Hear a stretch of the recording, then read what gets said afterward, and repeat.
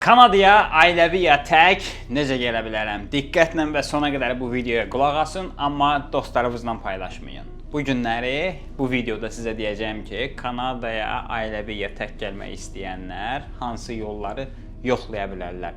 Video uzun olacaq, səbirsiz olanlar baxmasınlar. Deməli, Kanada'nın immiqrasiya proqramlarından biri olan əyalətlərin immiqrasiya proqramları haqqında danışacağım.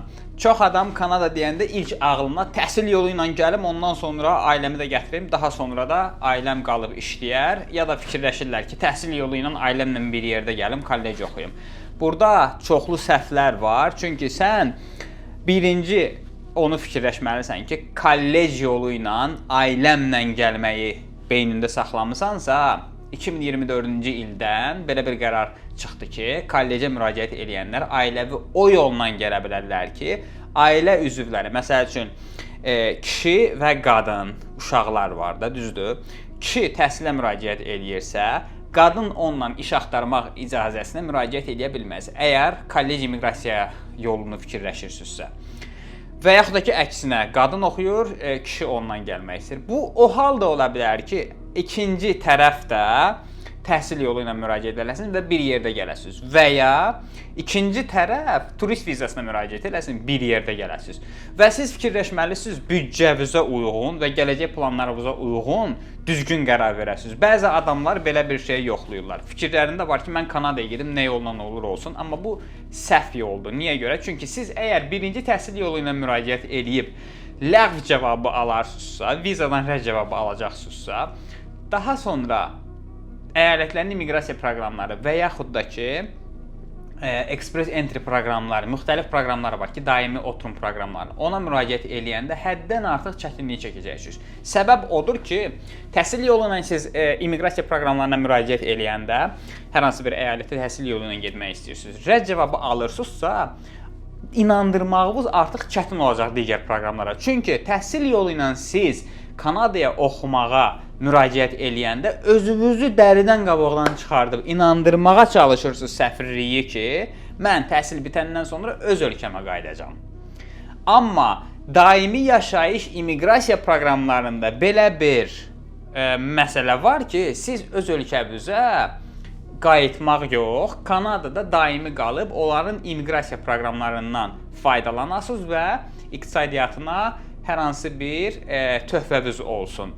Və bu artıq təhsil yolu ilə müraciət edəndən sonra rədd cavabı alırsınızsa, ikinci dəfə çalışın ki, bu daimi immiqrasiya proqramlarına müraciət eləməyin. Və yaxud da ki, birinci daimi immiqrasiya proqramlarına müraciət edirsiniz, rədd cavabı alırsınız, sonradan təhsil proqramını fikirləşməyin.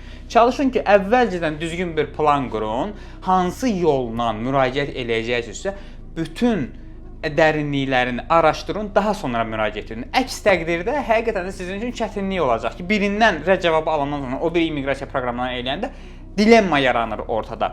Və onu da fikirləşin ki, əyalətlərin immiqrasiya proqramlarına müraciət eləmək istəyəndə 99.9% hallarda siz Kanadadakı vəkillərlə iş görməlisiniz.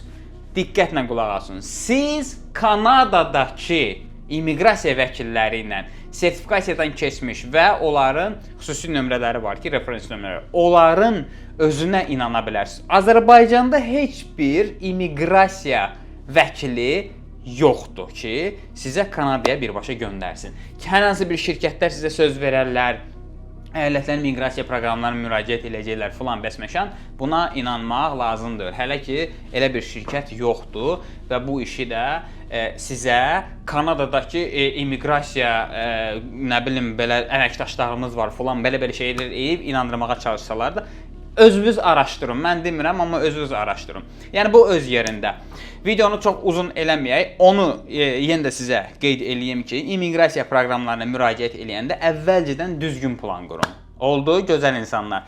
Mənim mentorluq proqramım var. Yazılmaq istəyən yazılsın, yazılmaq istəməyən özü bir neçə ay araşdırma eləsin. Mənim mentorluq proqramım çünki ödənişlidir. Mənə pul verib ödənişli mentorluğuma yazılmaqdansa özünüz araşdırma eləyin və bir neçə ay sərf eləyin bu araşdırmaya. daha sonra müraciət eləyin. Yox, əgər siz vaxtdan qazanıb, belə deyim, mentorluğa yazılıb, daha bunu sürətli şəkildə eləmək istəyirsə, buyurun, yazılın mentorluğa və gün götürün. Əgər göstəriciləriniz uyğundursa, qəbul olunub, sizlə mentorluq eləyəcək. Uğurlar, özünüzdən müğayət olun. Başqa nə video görmək istəyirsinizsə, rəydə yazın. Hələlik.